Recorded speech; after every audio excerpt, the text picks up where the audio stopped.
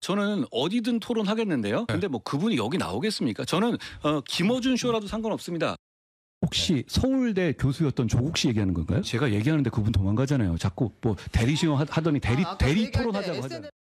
한동훈 전 대표는 판결문에 대해서 내용한 게 거의 없습니다. 그 판결문의 내용에 대해서 조목조목 제 질문에 답을 하면 오늘 얘기도 하겠습니다. 조목조목 답을 할 생각이 있다고 하면 토론 응하시겠다 그 말씀이세요? 태도도 바꾸고 만족거리는 태도 좀 바꿨습니다. 저는 항소 포기할 것이다, 항소하지 않을 것이다라는 것을 사전에 미리 알았지 않느냐 하는 의심을 갖고 있습니다. 그렇기 때문에 그 폭풍 말 그대로 SNS를 한 거예요. 그 시간도 앞뒤를 따져보면 결국은 내통하고 있었다라는 의심을 하지 않을 수가 없는 거예요.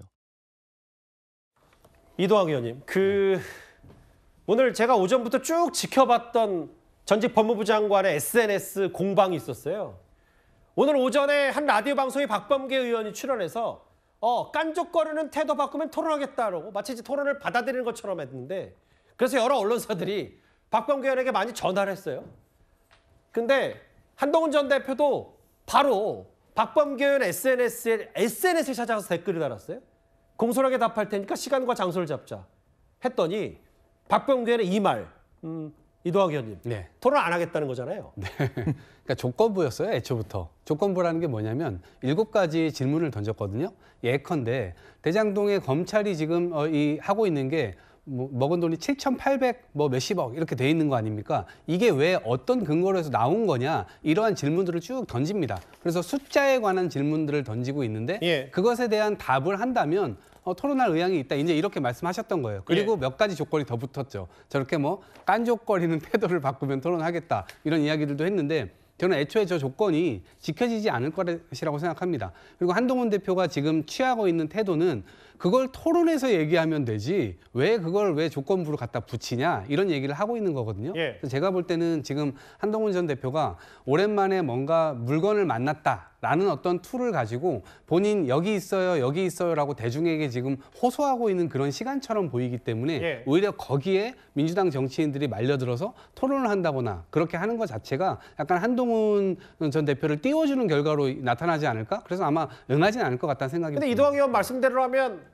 깐족거리는 태도 바꾸면 토론, 그럼 나 안 깐족거릴 건데? 라면 토론을 받아야 되는 거 아니에요? 7가지 질문에 대한 답을 하라고 얘기를 했거든요. 네, 그거에 대한 답을 또 안 하고 있어요. 그걸 토론에서 하자고 얘기하고 있기 때문에 둘 다 평행선을 가고 있는 겁니다.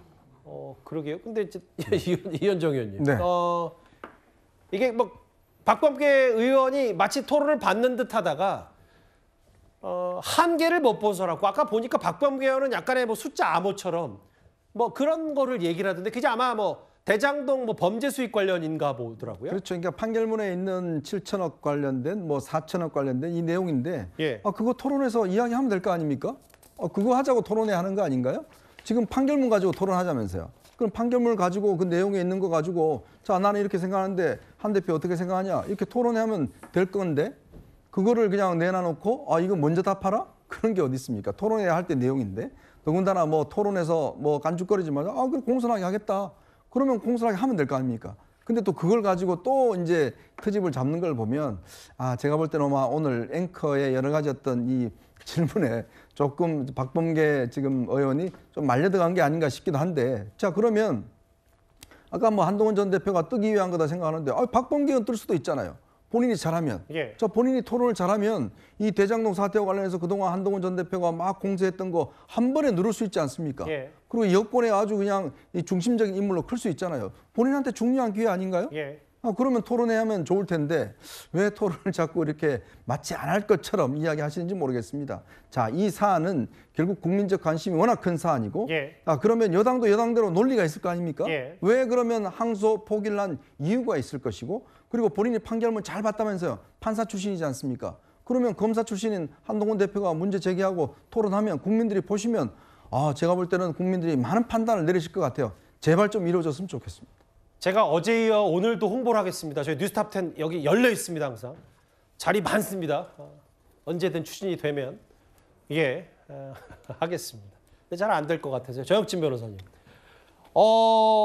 저는 사실 토론 성사 여부보다 박범계 의원이 주장한 얘기 중에 항소 포기 여부를 미리 알았나 내통 의심된다는 표현이 눈에 띄었던 게 어떻게 받아들이셨어요? 글쎄요, 저 좀 납득이 안 됐는데 한동훈 전 대표가 누구랑 내통을 했을까? 결국은 한동훈 대표가 검사 출신이니까 자기 후배 검사들과 내통한 것이 아니냐 그런 의심을 하는 것 같은데요. 그런데 기사를 종합해 보면은 검사들은 항소 포기를 알지 못했어요. 11시 53분에, 23시 53분에야 비로소 실무 수사팀 공판팀 그 사람들이 그 검사들이 아 항소 포기를 못하는구나, 항소를 못하는구나, 항소가 포기가 되는구나 그걸 알았단 말이죠. 예. 그다음에 심지어 중앙지검장과 그 노만석 대행도 예. 5시 반까지 17시 30분까지는요 알지를 못했었어요. 왜냐하면 그때 전화 통화가 있었다고 그랬는데 중앙지검장이 어떻게 할까요? 이렇게 물어봤더니 노만석 대행이 아직까지도 항소하지 않았냐 이렇게 물어봤다는 거 아니겠습니까? 그러니까 그 사람들도 저녁 5시 반까지 퇴근하기 30분 전까지는 이게 항소가 포기가 된다라고 하는 걸 알 수 없었다는 건데 그렇다라고 하면 외압이 있어서 항소하기로 결정된 것이 그게 막아졌다는 이야기고 그 외압의 주체가 대검이겠습니까? 아닌 것 같은데요. 그럼 뭐 법무부나 다른 데 아니겠는가? 그렇다라고 하면은 한동훈 전 대표가 법무부나 아니면 혹시 뭐 있을 뭐 대통령실이나 이런 데랑 내통하겠다는 이야기인가? 곰곰이 따져보면요. 박범계 전 장관, 박범계 의원의 말씀은 조금 말이 안 되는 거 아닌가 그런 생각 듭니다. 야권에서는 이건 계속해서 항소 포기가 아니라 추징 포기다. 범죄자들 다 뒷돈 챙겨준 거 아니냐는 비판하고 있는데 대장동 일당 가운데 정영학 회계사의 아파트가 뭐 부동산이 뭐 다 오르긴 했습니다만 62억 됐다. 이런 추징을 실패했다는 여러 비판 목소리가 조금씩 더 우려가 현실이 되는 숫자가 나타나고 있어요. 근데 다음 화면을 보겠습니다. 일단 성남시가 지금 팔을 걷어붙였습니다. 대장동 일당들이 법원에 제출한 추징보전 해제 신청에 대해서 강력히 반대한다. 검찰에 의견서를 냈는데 김진욱 대변인 의견서야 낼 수 있고 성토를 할 수 있는데 쉽지 않아진 건 사실이에요. 그렇습니다. 쉽지 않을 수 있다라는 부분을 전제로 얘기를 할 수밖에 없는 상황입니다. 그럼에도 불구하고 포기할 것이냐? 그렇지는 않을 것이다. 노력해야 된다라는 부분 분명히 나오는 부분이고요. 저 역시도 지금 이 대장동 소위 대장동 일당이라고 하는 사람들이 범죄 수익으로 단 한 푼도 챙겨가면 안 된다. 물론 정상적인 수익이 거기서 발생했는지 그 부분은 제가 잘 모르겠습니다. 그러나 범죄 수익이 확정된다면 그 범죄 수익에 대해서는 당연히 국가가 추징하고 그 추징된 부분에 대해서 그 손해를 봤다고 하는 성남시 또는 성남시 도시개발공사에게 환원시키는 것이 저는 맞다고 보는데 예. 지금 국민의힘에서 계속해서 저희가 이걸 호도하고 있다라고 말씀을 드리는 것이 저희가 대장동 일당을 비호하는 것이 아니라 실질적으로 어떤 그 형법상으로의 추징이 일차적으로 어려워질 수는 있겠습니다만 여전히 민사적인 방식이 남아있음에도 불구하고 마치 이것이 완전히 무력화된 것이다. 그렇기 때문에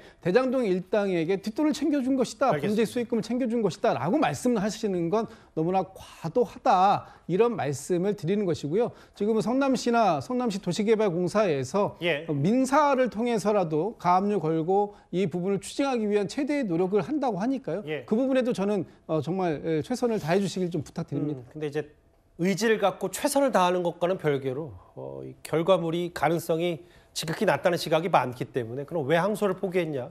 다시 원론로 돌아가서 본질로 돌아가서 반박할 수 있는 부분들이 많겠죠. 2위였습니다.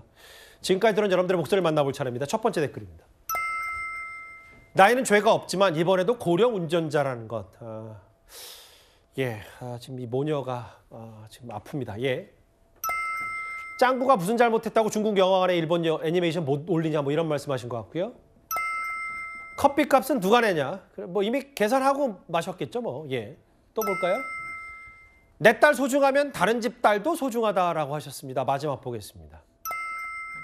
돈 안 갚으면 지원 끊는 게 맞는 거잖아요. 아마 저게 이제 3조를 북한이 가져가고 별다른 입장이 없다 이런 얘기인 것 같은데요. 댓글 5개 모두 감사드립니다.